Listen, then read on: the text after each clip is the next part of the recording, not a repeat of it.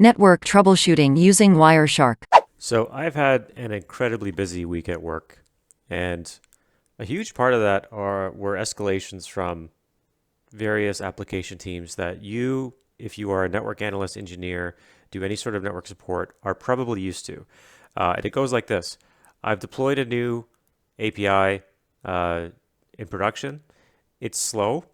My code is perfect, of course, and the network must be at fault. There must be a network issue that's slowing down my API. Now, um, in my experience, running enterprise infrastructure for a global organization, this kind of escalation happens more than actual legitimate escalations for the network, right? You're proving your innocence versus finding an actual issue on the network. So I'm going to show you a very simple way of doing this in this scenario here. This scenario is very simple. You have a client and you have a server. Between the two, there's going to be some network, whether it be an internal enterprise network, whether it be the internet, whatever it is. This doesn't matter for this scenario.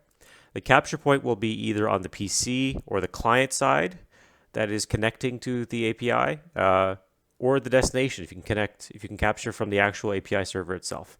If you don't have access to either side, if you have access to anything in between, whether it be a router, a switch, you have a tap in the network where you can actually pull data off the tap. All that matters is you get the conversation, right? In this scenario, in this technique, it doesn't really matter which side you get it on because we just want to do a very simple check. Now, the last thing I'm going to mention is this little formula down here. If you did any sort of math in high school, university, or college, you may understand this notation, which is the function notation. And the way you read this is application performance, in this case an API application, is a function of the network quality, which is how much loss there is or isn't on the network. Network latency, how long it takes to get messages from A to B and back to A. And then compute, which is all the things that this server has to do in order to process the request and therefore get it and then get it back to the actual client. So this is incredibly important because in the minds of a lot of developers, the only thing that matters when they have a performance issue are things external to their application or system.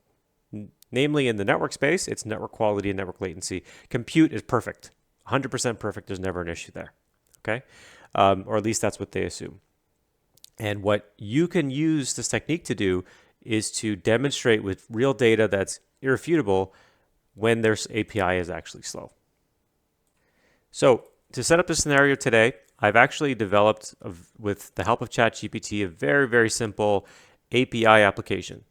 You can download it. I'll put the link in the show notes and run it yourself if you want to practice this at home or practice it at work. Really all it does is it allows you to connect to this web server, which will run, the script launches a web server. When you actually launch it and access it over HTTP, the web server will sleep for 5 seconds, meaning it'll just wait for 5 seconds, and then it'll return the value OK. And the reason that we're doing this is because we want to simulate the compute. Compute of the API happens in this line of code right here, right? Usually it's not one line of code, of course. But we want to simulate what happens when an API is slow so that when you're looking at it in Wireshark, you can see what that looks like. And then the other parts of the code allow us to actually do this over HTTP, which is plain text and a little bit easier, and then HTTPS, which is encrypted. And I'll show you how to actually do the same thing, same analysis for HTTPS as well. So take a look at the show notes, go to GitHub, download this. It's literally 21 lines of code. It needs Python, and then you can actually do the same test at home. So to get started, we are going to launch the script. You'll notice that the variable use HTTPS is false because I want to start with the HTTP version of this. So let's go in, and all you need to do once you've installed it and installed the module Flask is to do python main.py. And what you'll see is that Python is now listening on both the localhost adapter as well as the IP of the actual server for connections on 1, 2, 3, 4. So let's key on that as our filter in Wireshark. And remember, the IP is 10.0.10.150. So going back to Wireshark, I'm going to go and enter a capture filter, host 10.0.10.150, and I'm going to select my Ethernet adapter, host 10.0.10.150. Beautiful. Now, there's some other traffic that's going back and forth. That's okay because there's going to be regular traffic beyond just this HTTP test. But let's just, I'll show you how to filter that out. So let's go to command prompt. And what I'm going to do is I'm going to do a simple curl. Curl is a great tool for testing HTTP. I'm going to specify HTTP and not HTTPS. 10.0.10.150 and port 1234. Now, when I run this, you should see the same delay that I just mentioned that is actually built into the code. And I think you just saw it right there. I'll do it one more time. We curl, the request gets to the API. The API has to do some computation. We simulate that with 5-second delay. It comes back with OK. Great. Now, to an application developer, they're going to look at that. They're going to say, hey, there must be something network related going on, or the server must be slow.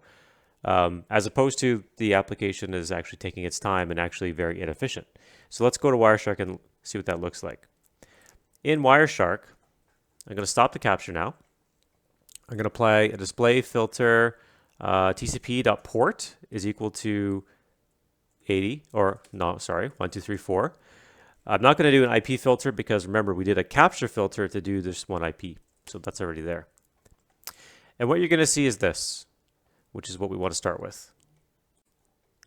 Now, you as the hero network analyst who's going to develop a reputation for solving other people's problems is going to get this capture.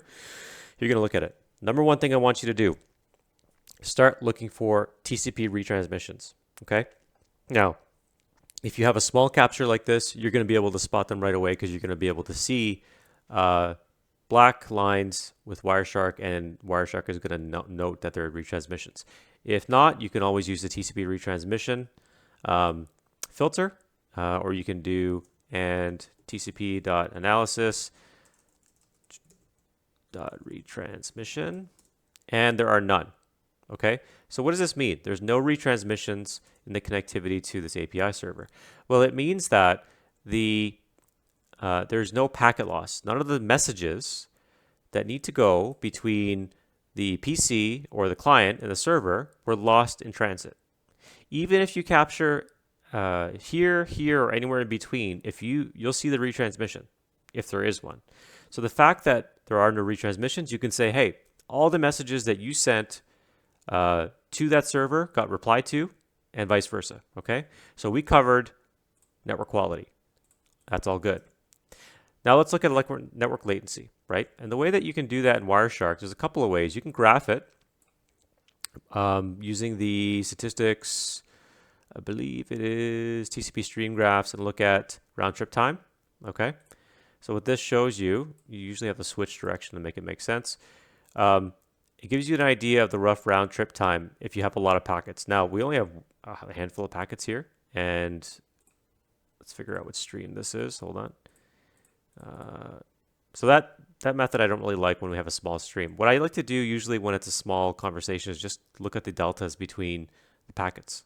Okay, so either just look at them like visually and see if you see any big gaps, or what you can do is in Wireshark under TCP, there is sequence ACK analysis, and it'll say the round trip time to acknowledge the segment was, in this case, it was under 1 millisecond. Okay, so let's apply that. You might not see what I'm clicking on, but let me just see if I can pull it up so you can see it a bit more. Hold on. So apply as filter, or actually apply as column. Okay, because this allows us to keep an eye on all these values as the stream progresses and see what the maximum round trip time was between the client and the server. And remembering that this is in seconds, it looks as though the maximum time it took to get a message between the client and the server and get it acknowledged was about 2 milliseconds. I can see that's the maximum I can see right here is 2 milliseconds. The rest are very, very small. Mind you, this is in my home network, so you're not going to have huge amounts. But what this proves is the second piece is okay. Okay, the network latency is low and fairly consistent. if network latency had huge spikes in it, like you see all of a sudden it jumps and it takes a huge amount of time, it still may not be the network causing it. It may be, the application is slow to respond, but generally not. But a very simple way we can look at it and we say, okay, network quality is good and network latency is also good. So let's look at the conversation in a little bit more detail. And let's just pick one, because remember I did 2 different tests, which you can see here. I'm going to shrink this down and get rid of the round trip time, because we know that's okay. You can see here I got sin-synac get, which is the basic get that I did from curl, and then HTTP 200 OK, and then another one here for the second time I did it. So to focus it on this one, I'm just going to right click. I'm going to follow TCP stream. And now I can look at just one conversation and drill right down. Now, if you're working with an application team who's complaining about performance, what you can do is get them to give you timestamps to say, hey, when did you actually send this request? Or roughly what time? If they're like really good SREs, they may even be able to tell you the timestamp and the source port, which should be random, for each connection. But if they log that and they can tell you that, beautiful. That means they know what they're doing.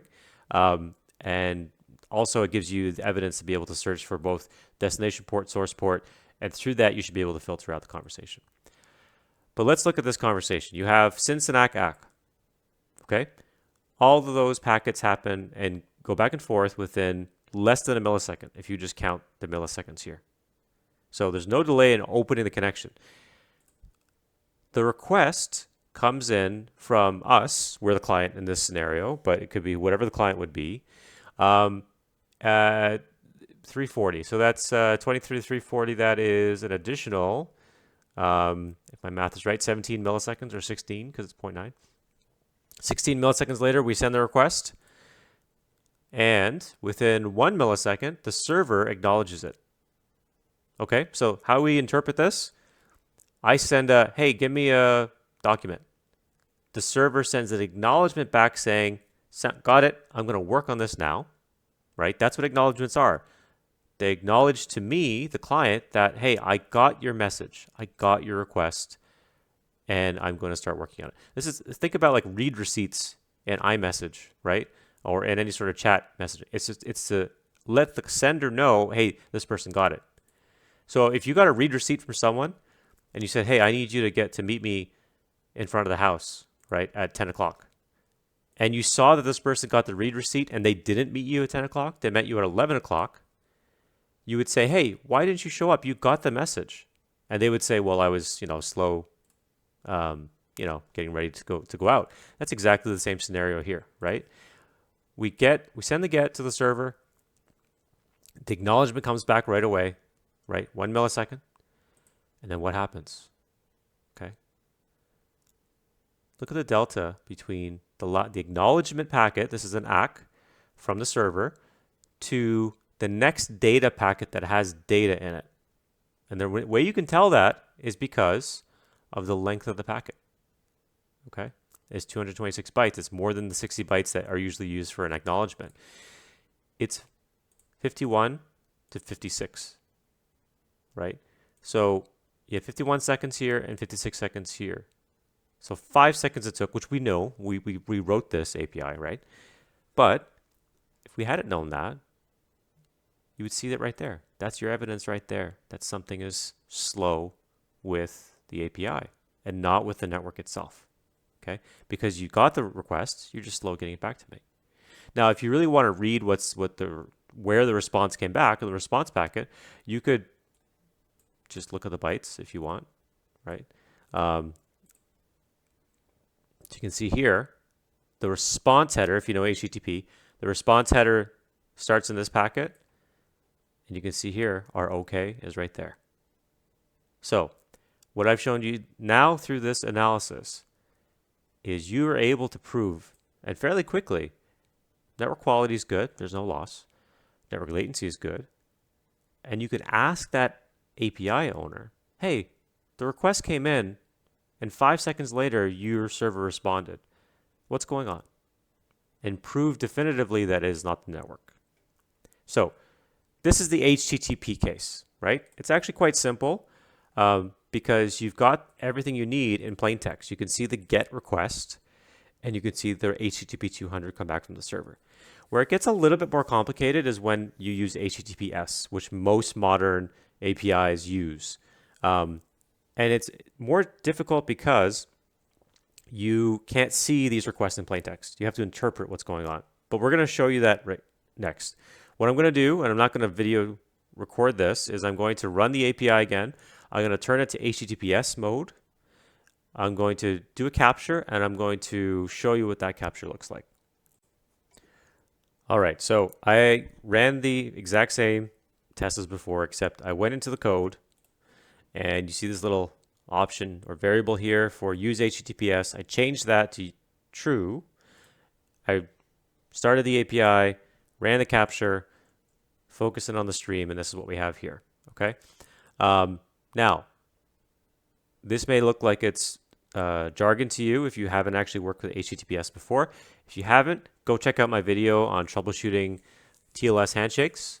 HTTPS is effectively HTTP that is encrypted with the TLS protocol, also known as SSL, and there's lots of information on the channel about that. But the problem in our scenario with this is that when it comes to actually looking at the HTTP request, like the GET and then the response, the OK, you can't see it. However, you can still do the exact same analysis that we did in the first part of the video. Number one, you check for retransmissions. Okay, there are none. If you had a larger file, use your retransmission filters and look for the percentage. Okay. Number two, what does the latency look like? I already went through this, took a look at it. I also can like eyeball it now just with experience, but there are no huge spikes in network latency in any of these requests. Okay. And you can confirm that with, again, using the TLS, or not the TLS layer, the sequence acknowledgement analysis, the round trip time. Okay, and go through the packets one by one, or just look at the graph. So we know in the same example that these two things are okay. All right.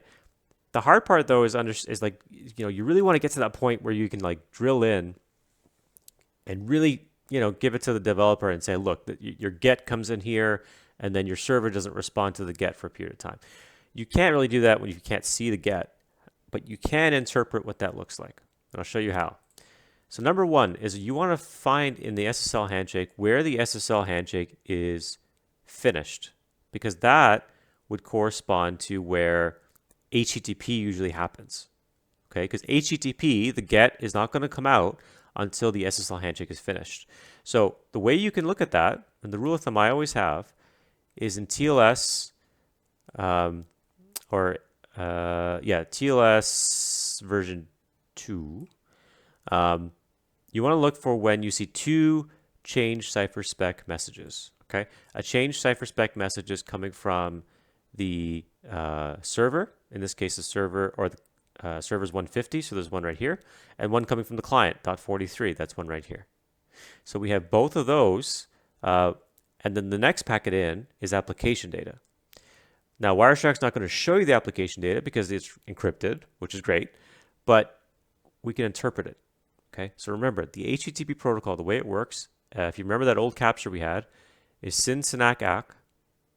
The fourth packet technically should be a GET from the client to the server, and that should have some length, right? And what we see here, the first application data packet is from the client, 43, to the server, and it has some length. It's 162. Now, right after that goes in, you'll see a little bit of delay, but not much. It's about 30 milliseconds. Acknowledgement coming back from the server, and then the same thing happens as before. Okay, so request, in your mind, think this is the GET. Acknowledgement, this is the same acknowledgement we saw. You acknowledge it pretty quickly, and then you have to do something before you can actually send back the next packet, which is the 200 OK and the data. And what do you see here? 22 seconds to 27 seconds. It takes 5 seconds for the server to get back any meaningful data. So even though we can't technically see it, and yes, you can with certain cipher suites and protocol settings, you can decrypt traffic in Wireshark, but you really don't have to, right? If you're really just trying to prove the network is innocent, you've done that. You know the network quality is good and network latency is good. But if you really want to stick it to them, you could explain to them, and even if you want to take a plain text capture and show them what it looks like, and say, look, here's where I send you a request to your application. Here is where your application says, I got it. I'm going to send you the read receipt. I'll be there at 10 o'clock. Here's where your application shows up at 11 o'clock. Okay? So this is a method I've used time and time again at the highest levels of the enterprise and troubleshooting major outages that is foolproof when it comes to proving the network is innocent. That's it for this video. I hope you found this video useful. If so, please like and subscribe. Also, if you have an issue that you're working on and you would like to review the capture on the channel or get some advice, feel free to post a link to it below with the description, and I'll get back to you as soon as I can. Until next time.